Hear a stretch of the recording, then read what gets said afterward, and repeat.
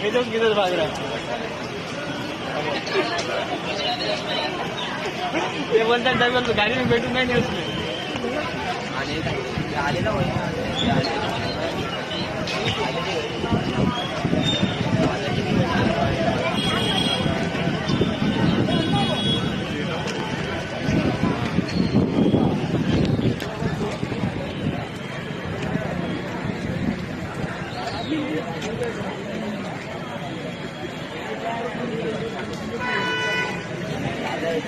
Thank you.